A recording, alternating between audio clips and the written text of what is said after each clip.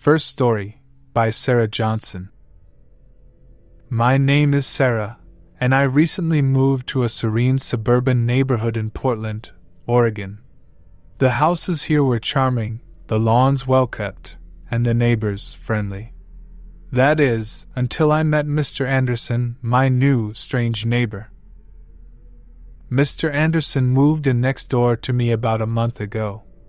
He was an elderly man, tall and lanky, with a mop of unruly white hair that looked like it hadn't seen a comb in years. His house, unlike the others on the block, was in a state of disrepair. The paint was peeling, and the windows were cracked, giving it an eerie, haunted look. I first noticed something was off about Mr. Anderson when I saw him standing in his backyard, staring at the ground. It was late at night, and I happened to glance out of my bedroom window, only to see him standing there, motionless. I shrugged it off, assuming he was just an insomniac. A few days later, I was gardening in my backyard when I heard strange, muffled sounds coming from Mr. Anderson's house. It sounded like chanting, like he was reciting some kind of incantation. I couldn't make out the words, but the eerie, rhythmic tones sent shivers down my spine. Over the next few weeks, I noticed more peculiar behavior. Mr. Anderson would often be seen digging in his backyard during the dead of night, his silhouette illuminated by a single flickering lantern. His digging continued for hours, and I couldn't help but wonder what he was burying out there. One evening, as I was returning home from work, I saw Mr. Anderson standing at the edge of his driveway, staring at me with a vacant expression. It was as though he was looking right through me, sending a chill down my spine. I quickened my pace and hurried inside, locking all the doors and windows. The final straw came when I heard him whispering my name in the dead of night. I couldn't make out what he was saying, but the sound of my name on his lips sent me into a panic. I called the police and reported his bizarre behavior.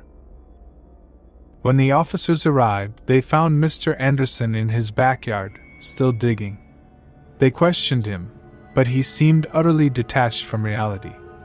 They discovered a shallow grave in his backyard, containing nothing more than a small, weathered doll. As it turns out, Mr. Anderson had a history of mental illness and had been living alone for years.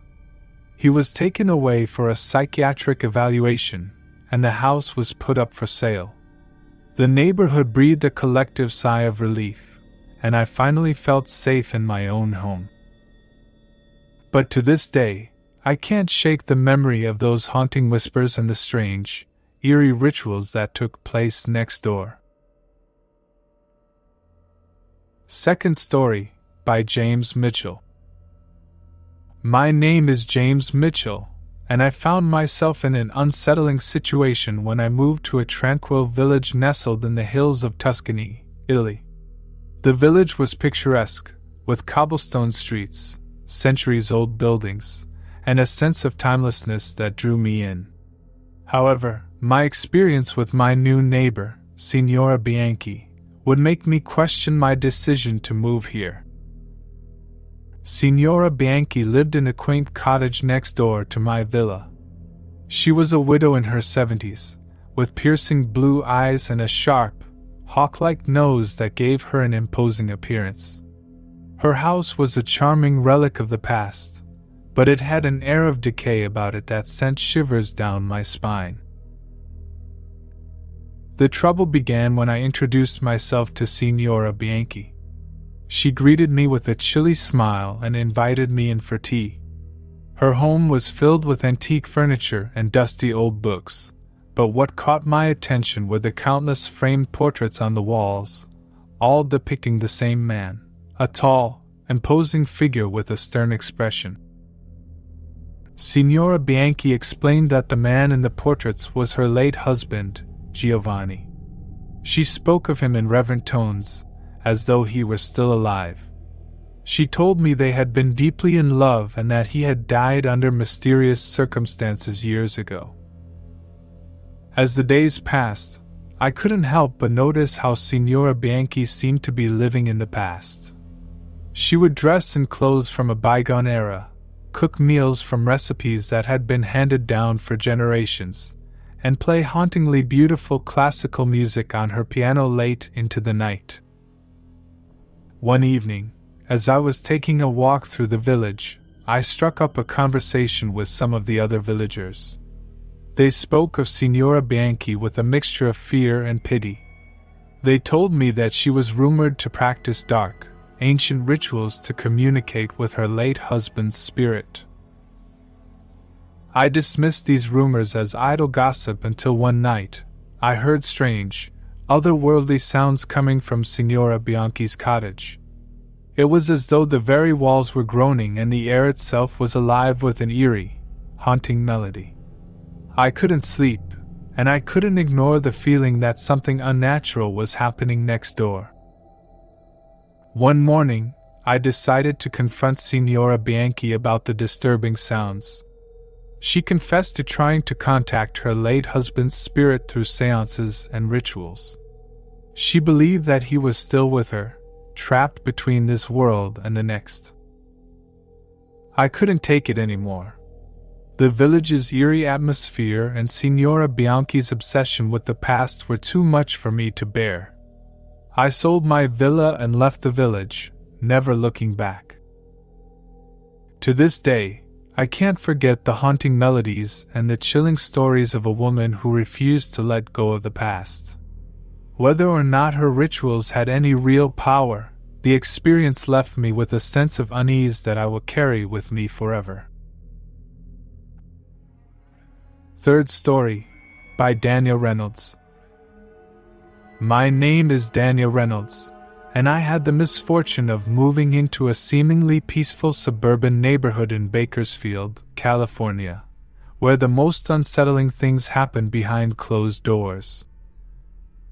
When I first met my new neighbor, Mr. Turner, he seemed like a typical family man. He lived in a neat, two-story house with a well-maintained lawn and a friendly smile to welcome me to the neighborhood.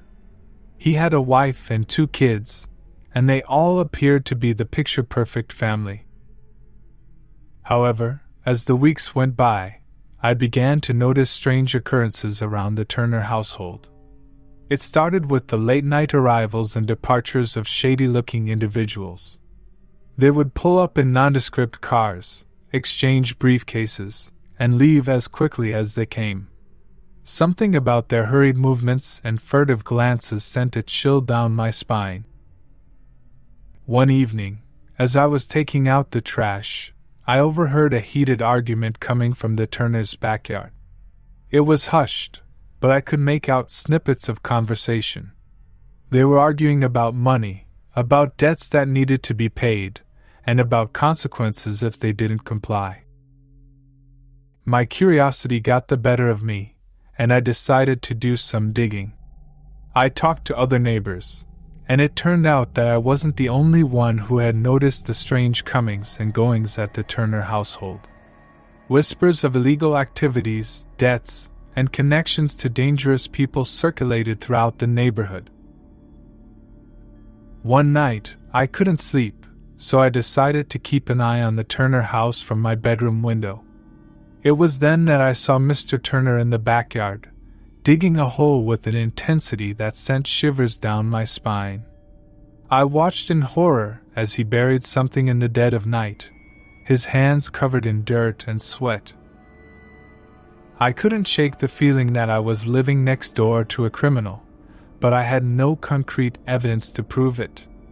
I decided to contact the local authorities, who launched an investigation into Mr. Turner's activities.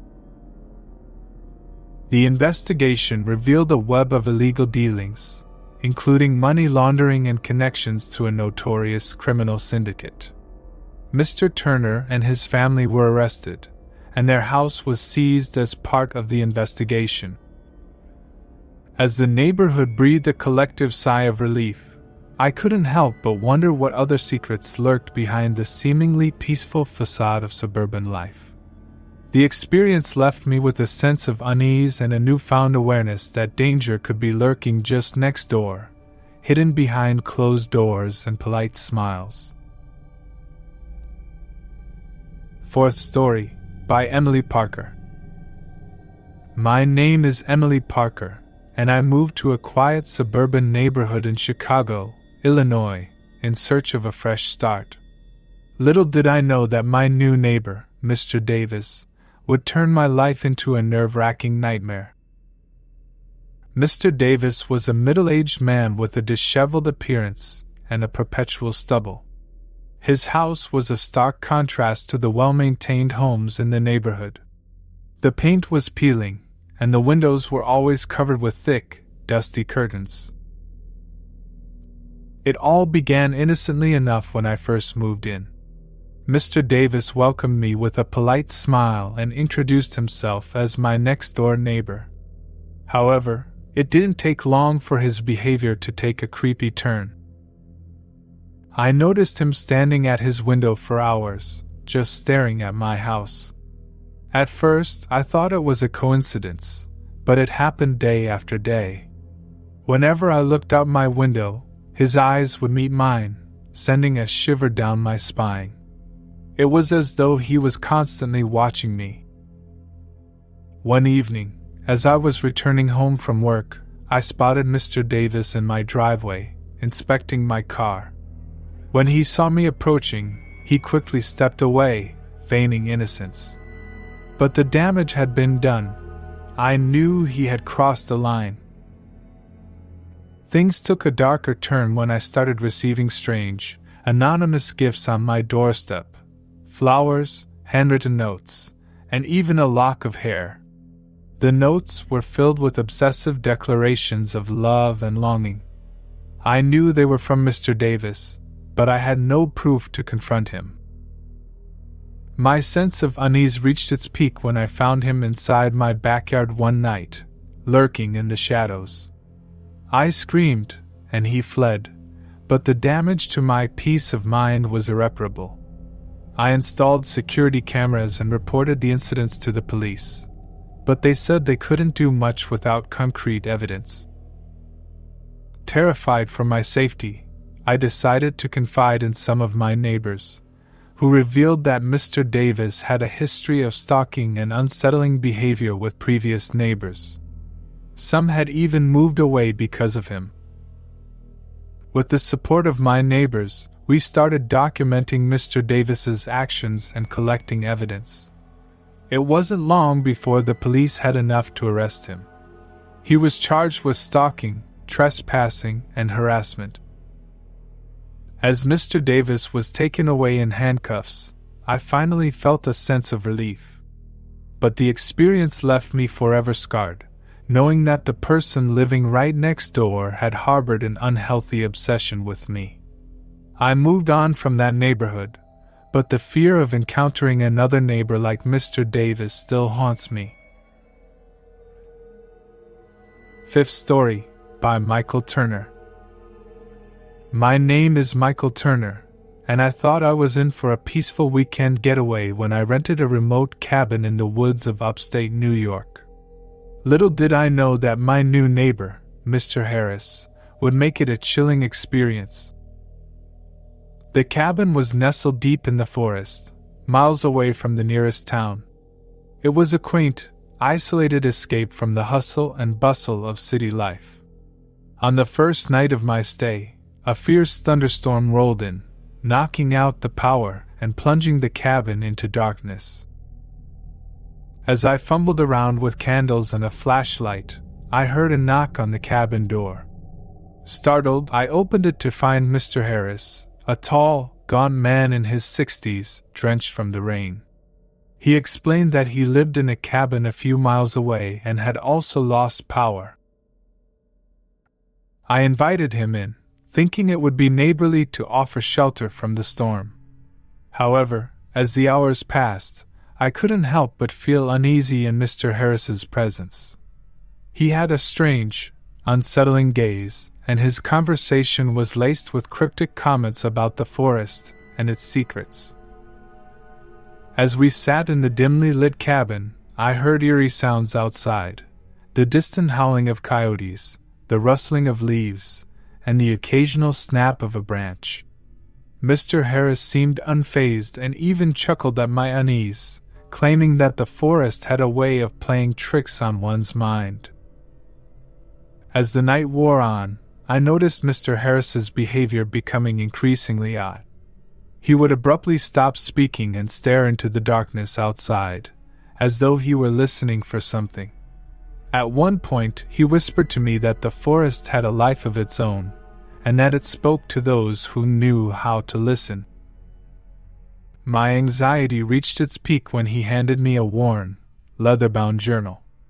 Inside were pages filled with bizarre drawings, cryptic symbols, and ramblings about the voices of the woods and ancient rituals.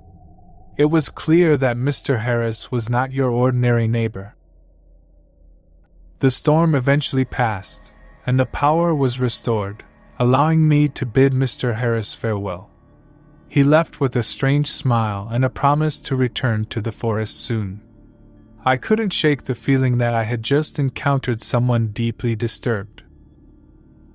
I decided to cut my stay short and return to civilization.